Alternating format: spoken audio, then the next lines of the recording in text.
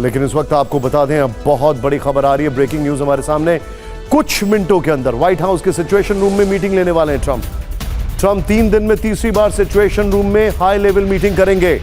President Trump Iran पर बड़ा फैसला ले सकते हैं, क्योंकि अलग अलग जगह से रिपोर्ट आ रही है कि उनको ग्रीन सिग्नल मिल चुका है अटैक करने का, और कई सेनेटर्स को इस बारे में इन्फॉर्म भी किया जा चुका है। ऐसा भी वेस्टर्न मीडिया की रिपोर्ट्स आ रही हैं।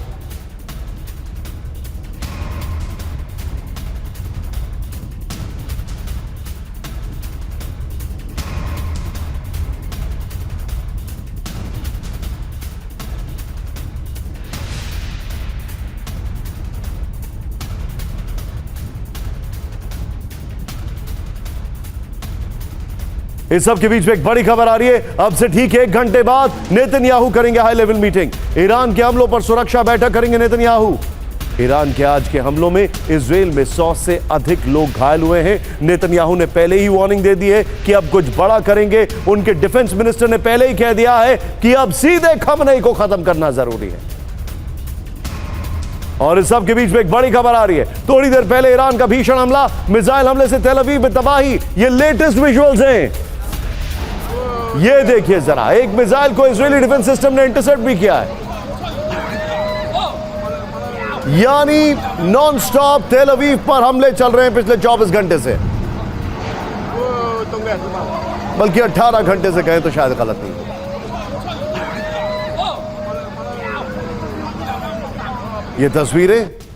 ये तस्वीरें तेल अवीव पर हमले की हैं, और आज हमारा जो शो ओपन हो रहा है उसमें इसका जिक्र ज्यादा होना जरूरी है।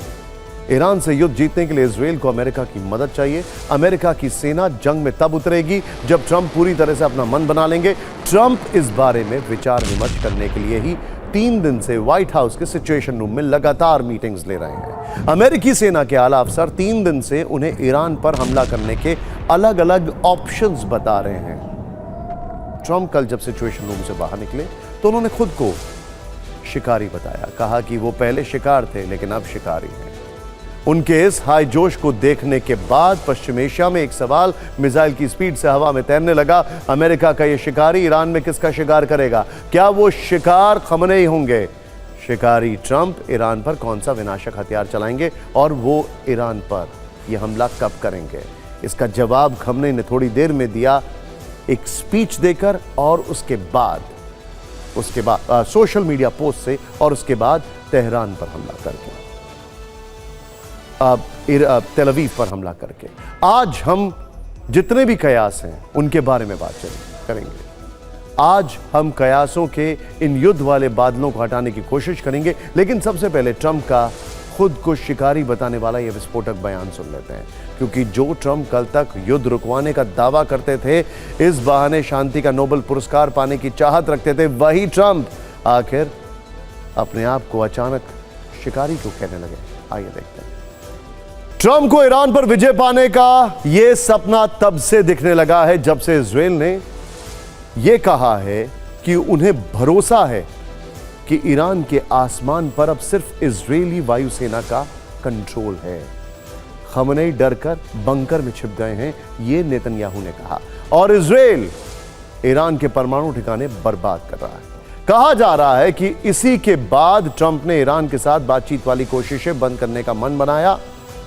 उन्हें लगता है कि यह सुनहरा मौका है और ईरान से युद्ध जीतकर वो अपना नाम अमेरिकी इतिहास के पन्नों में दर्ज करा सकते हैं। इसीलिए वो लगातार सिचुएशन रूम में जा रहे हैं, लंबी लंबी बैठकें कर रहे हैं। वो थोड़ी देर में सिचुएशन रूम में बैठक करने वाले हैं। जहां तक बात बीते 2 दिनों की मीटिंग की इनसाइड रिपोर्ट की है, तो हमारे पास जो जानकारी है उसके अनुसार मंगलवार को पहले दिन सिचुएशन रूम में उन्हें 2 सैन्य अधिकारियों ने ईरान पर GBU-57 बम गिराने का विकल्प सुझाया था। अधिकारियों ने उन्हें बताया था कि अमेरिका इस शक्तिशाली बम से ईरान के फोर्डो न्यूक्लियर फैसिलिटी को बर्बाद कर सकता है, लेकिन बाद में खबर आई कि ट्रंप इस सुझाव से संतुष्ट नहीं है। उन्हें लगता है कि ईरान को सबक सिखाने के लिए कुछ बड़ा प्लान बनाना होगा।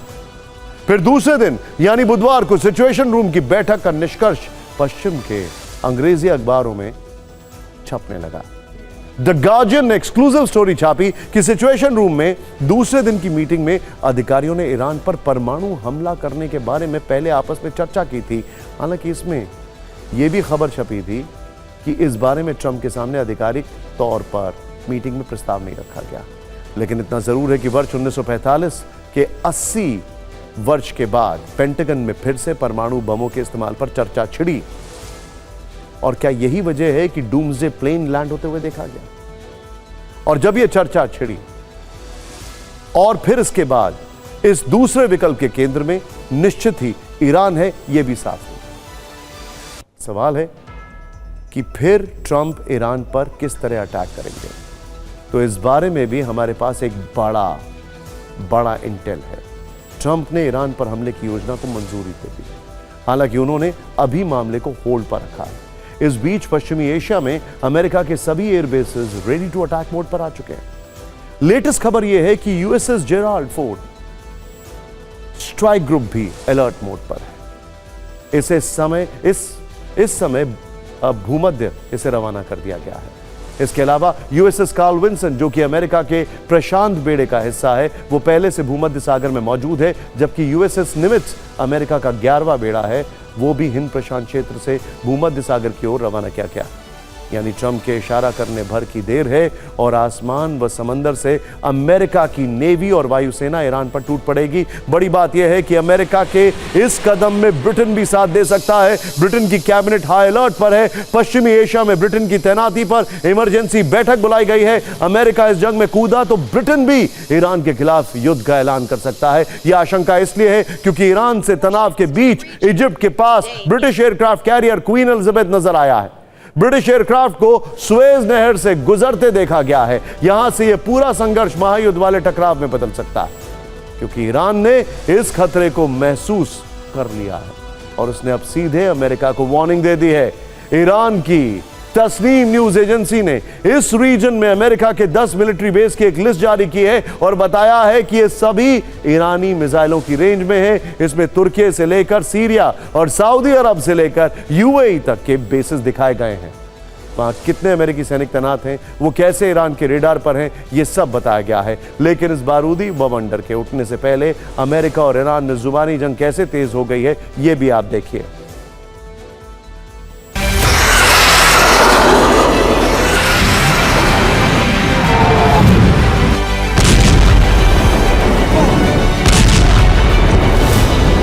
इंटरेस्टिंग बात यह है कि अगर अलग अलग बेसिस पे अमेरिका के बेसिस पे अटैक कर दिया गया तो शायद वो सभी मुल्क ईरान के खिलाफ हो सकते हैं। मनीष को स्क्रीन पर आप देख रहे हैं। मनीष, स्वागत है। मनीष और उनके साथ इस वक्त कैमरामैन रोहित वहां पर मौजूद हैं। मनीष, सबसे पहले हमारे दर्शकों को अपनी लोकेशन बताइए और मैं आपसे एक चीज समझना चाह रहा हूं।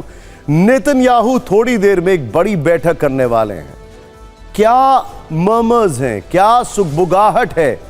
क्या नेतन्याहू आज की रात ईरान पर कहर बरपाने वाले हैं?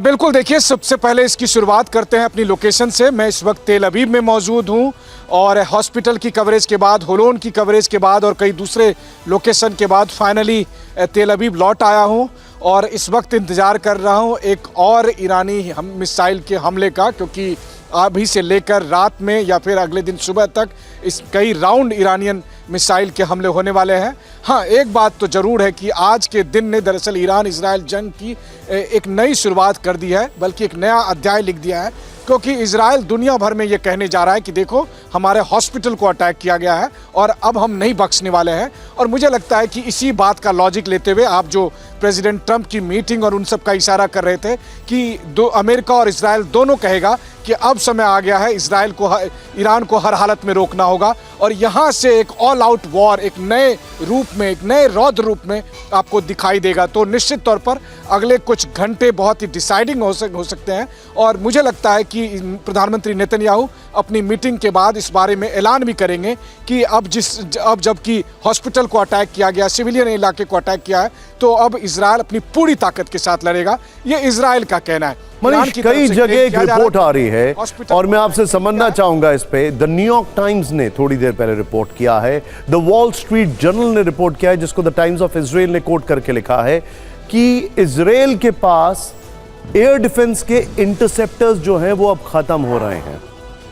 किसी को एग्जैक्ट असेसमेंट नहीं है कि ईरान के पास कितने बैलिस्टिक मिसाइल्स, कितने हाइपरसोनिक मिसाइल्स हैं, लेकिन इजराइल के इंटरसेप्टर खत्म हो रहे हैं, यह एक फैक्ट है। इसको लेकर वहां पर क्या तैयारी है और कितना पैनिक बटन इसको लेकर प्रेस किया जा सकता है, क्योंकि अगर यह खबर सही है तो शायद बहुत बड़ा अटैक इजराइल की तरफ से कुछ घंटों में हो।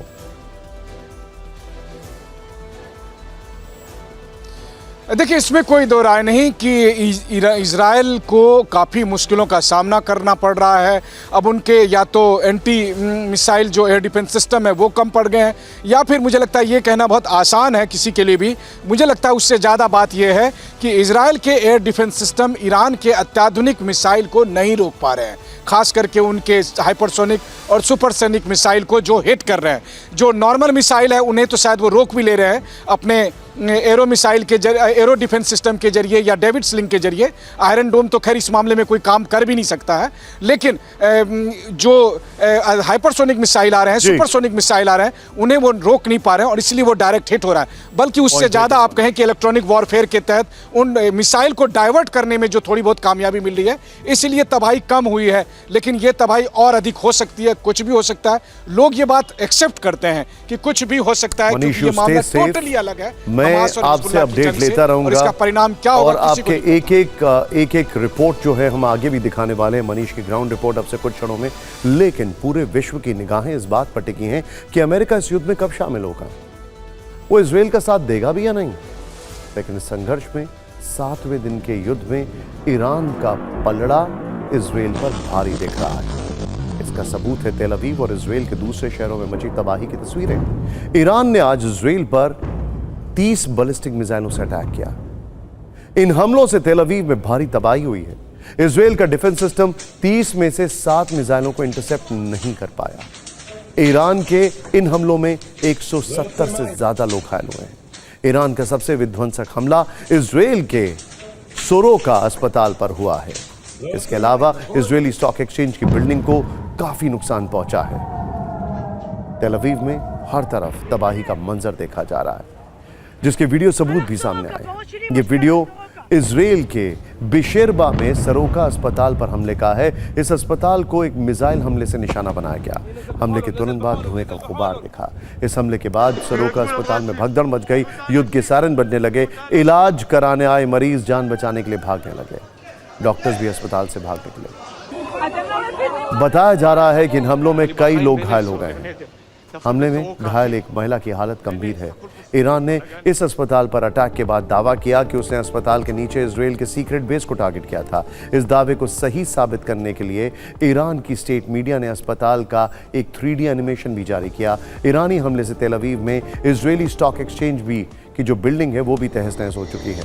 बताया जा रहा है कि ईरान की 2 मिसाइल सीधे इस इमारत से जा टकराई। इसके अलावा भी तेल अवीव में कई अहम जगहों पर ईरान ने मिसाइल हमला किया। तेल अवीव के एक घर पर ईरानी मिसाइल गिरने के बाद आग लग गई। ये वीडियो बड़ा हैरान करने वाला है। आप तस्वीरों में देख सकते हैं कैसे ईरानी मिसाइल तेल अवीव के बाहरी इलाकों में गिरी है। जिस सरोका अस्पताल पर आज हमला हुआ वहां शाम को नेतन्याहू पहुंचे, हालात का जायजा लिया। ईरानी हमले में बड़े नुकसान की बात कबूली, यहीं से ईरान को चेतावनी भी दी। TV9 भारतवर्ष के संवाददाता मनीष झा भी ग्राउंड पर मौजूद थे। वॉर जोन से उनकी ये ग्राउंड रिपोर्ट।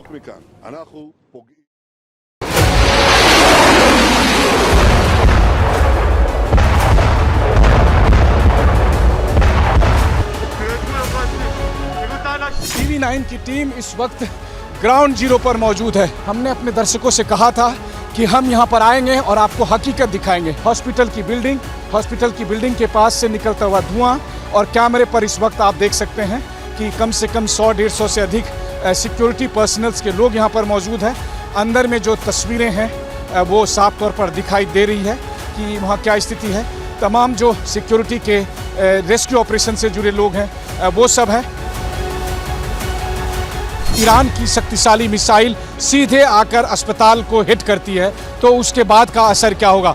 हालत यह है कि जो सिक्योरिटी एजेंसियां हैं उनका अनुमान है कि हो सकता है कि ये बिल्डिंग कहीं कोलैप्स ना कर जाए। ये इतना डैमेज हो चुका है कि इसमें शायद इस भविष्य के यूज़ के लिए ना रहे और इसको दोबारा से बनाना पड़े। इजराइल के गृह मंत्री बेन गवीर इस वक्त यहाँ पर मौजूद हैं और यहाँ पर आकर उन्होंने जो घटना स्थल है जहाँ पर अस्पताल का दौरा किया है और यहाँ पर वो सिक्योरिटी एजेंसीज के लोगों से मिल रहे हैं, मीडिया के लोगों से मिल रहे हैं। तो ये सूरत हाल है इस वक्त के यहाँ पर।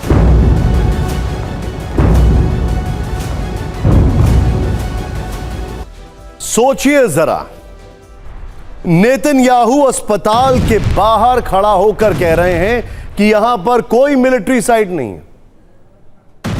ये वो नेतन्याहू कह रहे हैं जिन्होंने गाजा के न जाने कितने अस्पतालों पर बम गिराया। सोचिए और आप समझिए कि मैं क्या कह रहा हूं। ईरान और इजराइल का युद्ध अब न्यूक्लियर वॉर की दहलीज पर खड़ा है और इंतजार है कि कौन इस दहलीज की रेड लाइन को क्रॉस करता है। इजराइल ईरान के अब तक 4 परमाणु प्लांट को टारगेट कर चुका है। आज एक और परमाणु ठिकाने को टारगेट किया।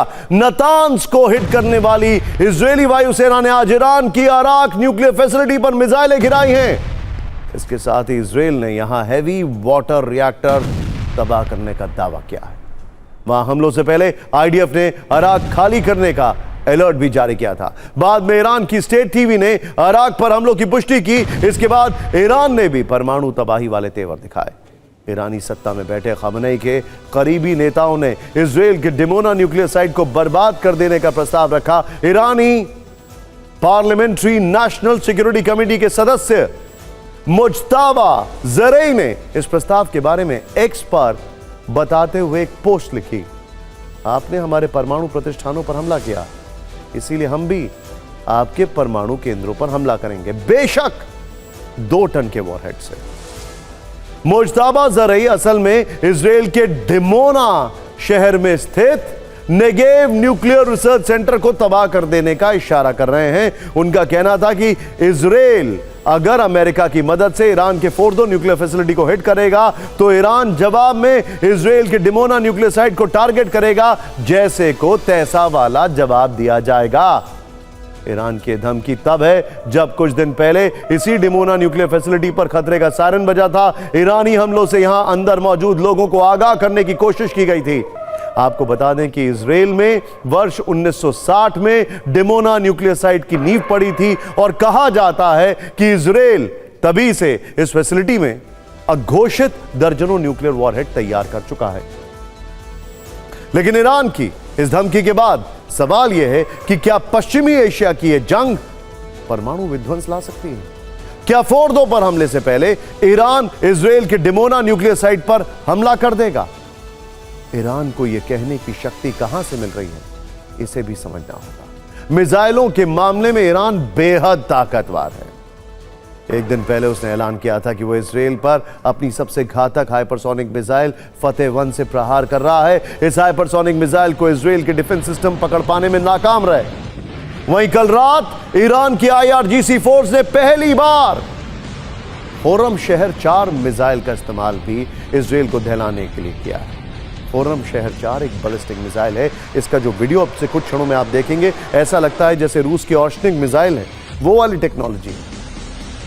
खुर्रम शहर जो मिसाइल है, इसकी रेंज 2000 किलोमीटर बताई जा रही है, यानी तेहरान से सीधे तेल अवीव। ये है वो, देखिए जरा, लग रहा है ना कि ऑर्शनिक मिसाइल जा रही है। ध्यान से देखिए आप इसको। बताया जा रहा है कि इसमें 1500 किलोग्राम वॉरहेड ले जाने की क्षमता है। 1500 किलोग्राम। मैक 16 की स्पीड है इसमें, जो कि पहले पृथ्वी की कक्षा से बाहर जाती है, फिर मैक 8 की स्पीड से वापस धरती की ओर लौटती है और टारगेट को हिट करती है।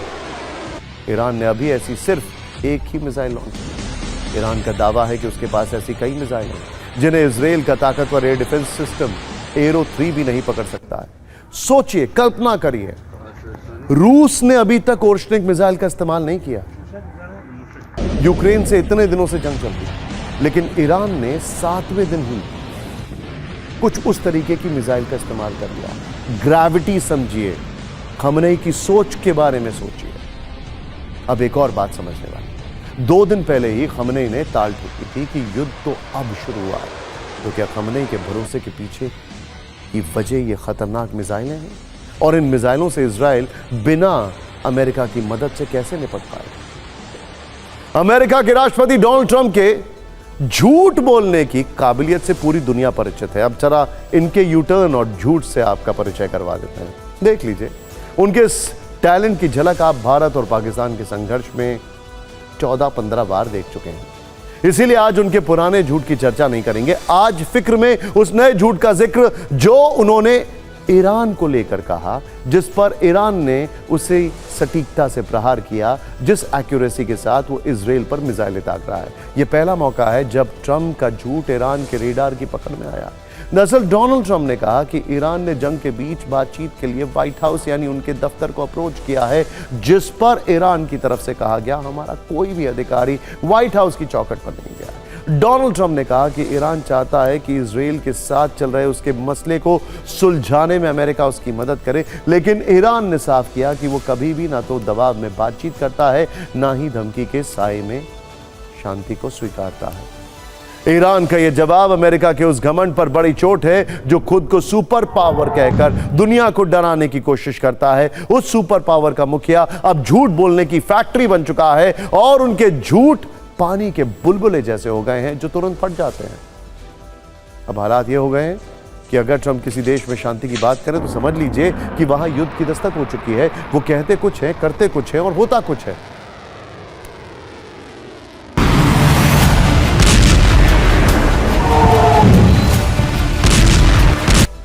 अब हम फिक्र के फैंस को एक फिक्सिंग के बारे में बताने जा रहे हैं। अरे क्या इत्तेफाक है, फिक्सिंग के बारे में और इनकी शक्ल क्यों दिखाई दे रही है?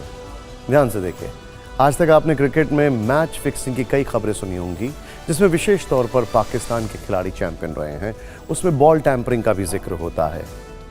असीम मुनीर तो कई बार टैंपरिंग करते रहते हैं ना, फैक्ट्स के साथ। खैर, लेकिन असल में फिक्सिंग के महारथी सिर्फ पाकिस्तान के कई पूर्व क्रिकेटर्स ही नहीं है, बल्कि अब पाकिस्तानी सेना के फील्ड मार्शल असीम मुनीर ने भी अमेरिका के राष्ट्रपति ट्रंप के साथ मिलकर ऐसी फिक्सिंग की है जिसकी चर्चा पूरी दुनिया में है, और इसका नाम है नोबेल फिक्सिंग।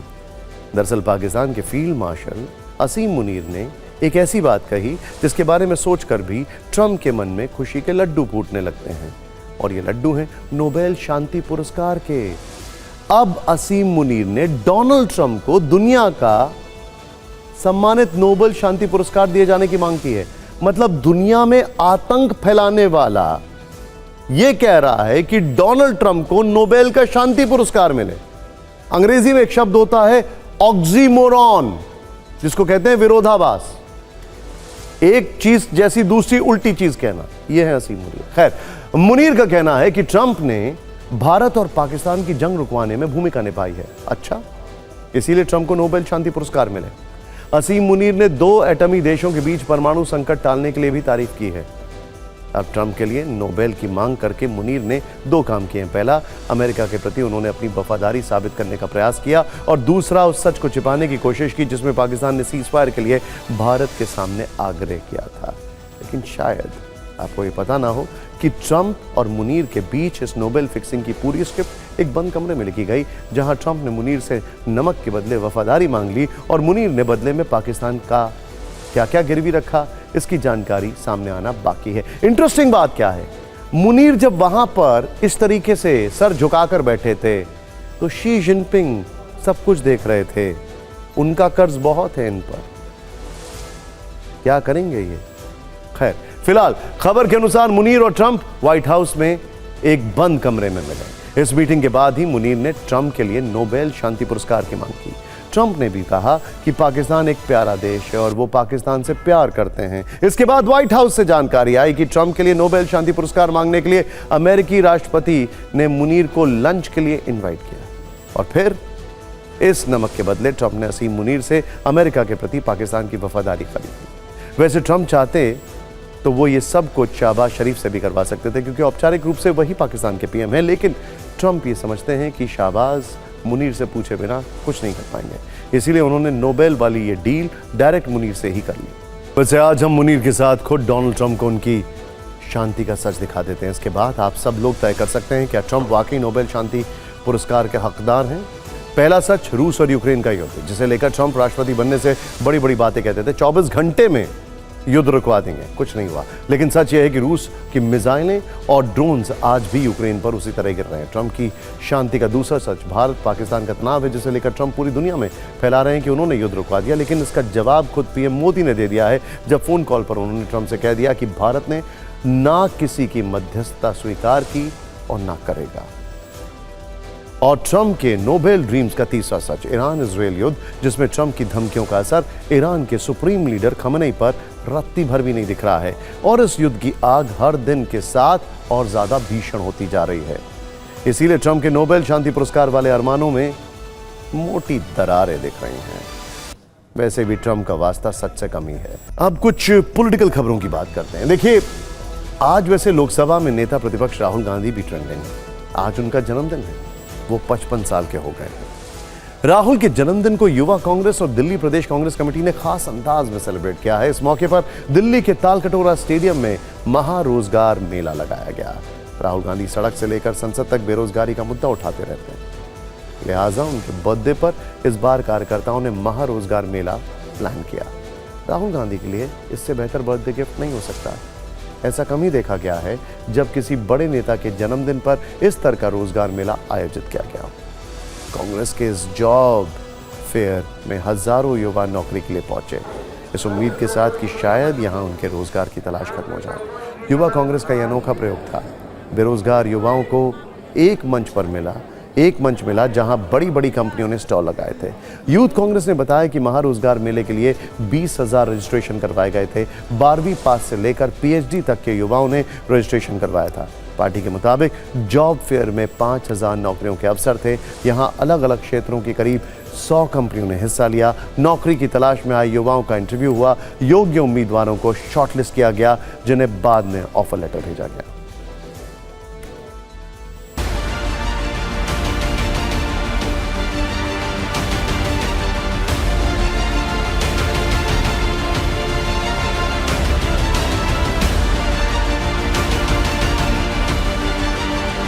कांग्रेस नेता राहुल गांधी का जन्मदिन है और इस जन्मदिन के मौके को यूथ कांग्रेस और दिल्ली प्रदेश कांग्रेस कमेटी कुछ अलग तरीके से मना रही है। आपको जो सामने ये मंच जो नज़र आ रहा है, जो मंडप नज़र आ रहे हैं, दरअसल ये जॉब फेयर लगाया गया है। कांग्रेस का दावा है कि 100 से ज़्यादा जो कंपनियां हैं उनके स्टॉल्स लगे हुए हैं। और मैंने भी यहाँ पे अभी 4 से 5 प्रोफाइल साइट पे मैंने किया है रजिस्ट्रेशन।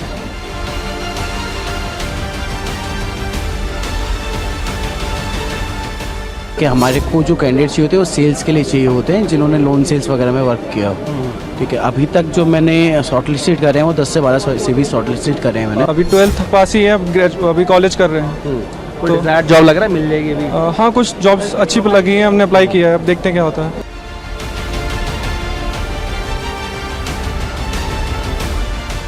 मैं तो कहता हूँ सरकार को इन लोगों से सीखना चाहिए कि कैसे बेरोजगारों के लिए पढ़े लिखे शिक्षित लड़के लड़कियों की मदद कर सकते हैं।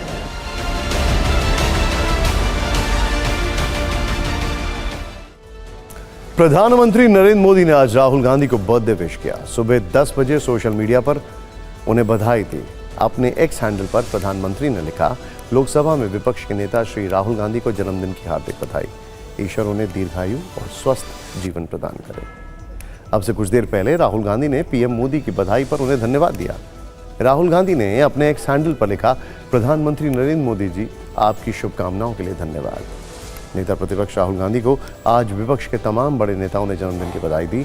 लालू प्रसाद यादव, शरद पवार, MK स्टालिन, अखिलेश यादव, तेजस्वी यादव, हेमंत सोरेन समेत राजनीतिक जगह की कई बड़ी हस्तियों ने उन्हें विश किया।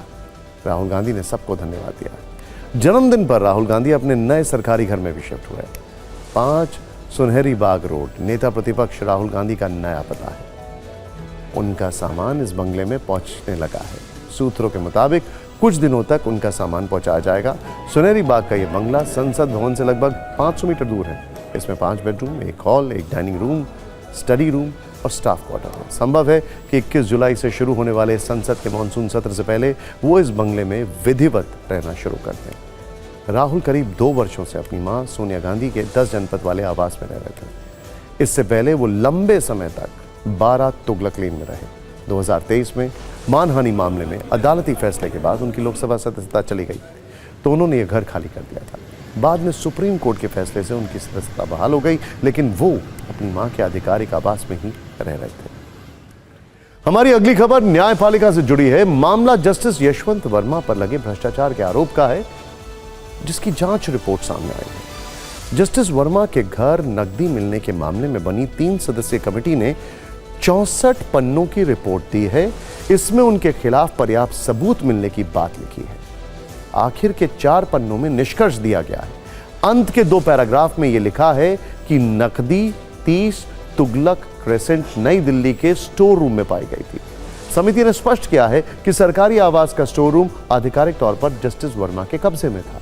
पंजाब हरियाणा हाईकोर्ट के चीफ जस्टिस शील नागू, हिमाचल प्रदेश हाईकोर्ट के चीफ जस्टिस GS संधावालिया और कर्नाटक हाईकोर्ट के जज अनु शिवरमन की सदस्यता वाली समिति ने इस मामले की जांच की है। जस्टिस वर्मा के आवास पर आग लगने के बाद नकदी मिलने के आरोपों की जांच के लिए 22 मार्च को तब के CJI जस्टिस संजीव खन्ना ने ये कमेटी बनाई थी।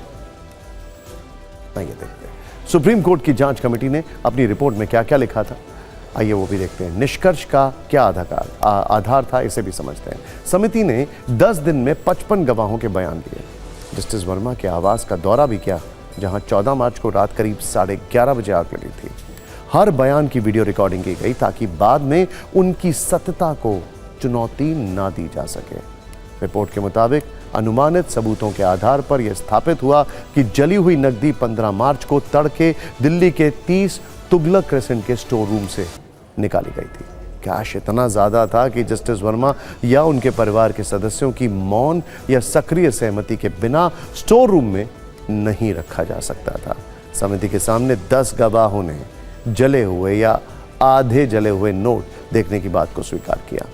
समिति ने जस्टिस वर्मा के निजी सचिव राजेंद्र सिंह कार्की और उनकी बेटी दिया वर्मा द्वारा कथित तौर पर सबूतों को नष्ट करने या आग वाली जगह की सफाई करने में संदिग्ध भूमिका की भी जांच की।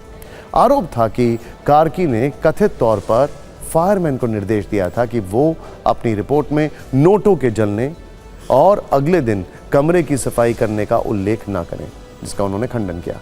लेकिन अन्य गवाहों के बयानों और इलेक्ट्रॉनिक साक्ष्य इसके विपरीत साबित हुए। कमेटी में शामिल तीनों जज इस निष्कर्ष पर सहमत हैं कि जस्टिस वर्मा के खिलाफ पर्याप्त तथ्य हैं। कदाचार सिद्ध हुआ है, जो इतना गंभीर है कि उनको हटाने की कार्रवाई शुरू करने की जरूरत है।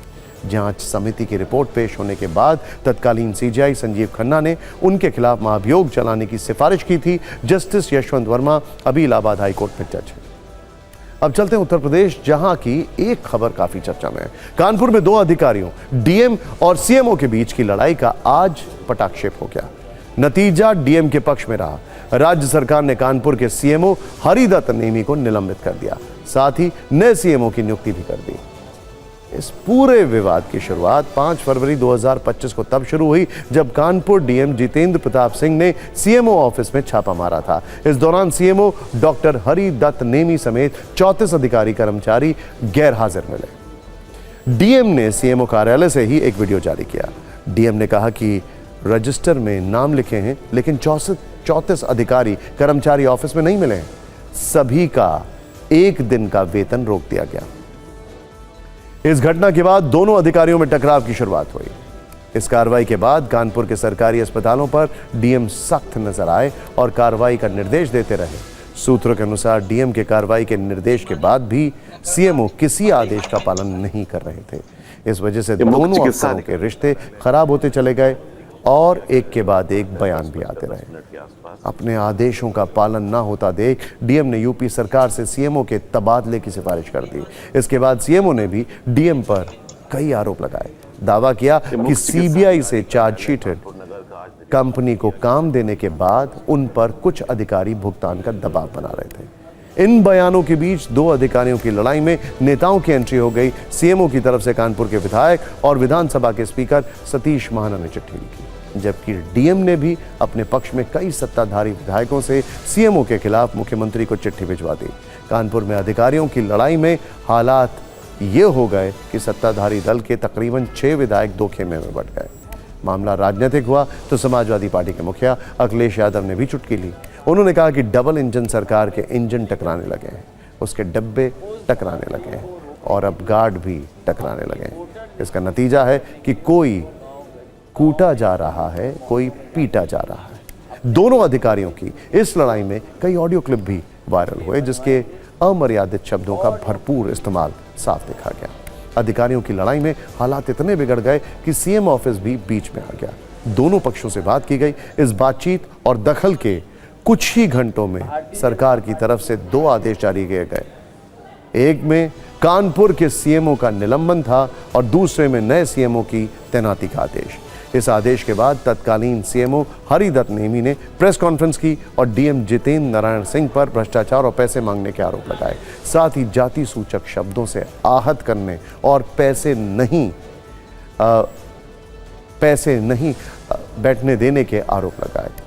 हरिदत्त नेमी ने इस पूरे मामले की शिकायत स्वास्थ्य विभाग के सचिव से की थी। सूत्र बता रहे हैं कि इस विवाद में जो कार्रवाई हुई उसमें जातीय एंगल की बात भी हो रही है। विपक्ष योगी सरकार पर अपने सजातीय नेता, अधिकारी और अपराधियों का पक्ष लेने का आरोप लगा रहा है। विपक्ष का दावा है कि इस मामले में डीएम जाति विशेष से हैं, इसीलिए सरकार उनका पक्ष ले ली।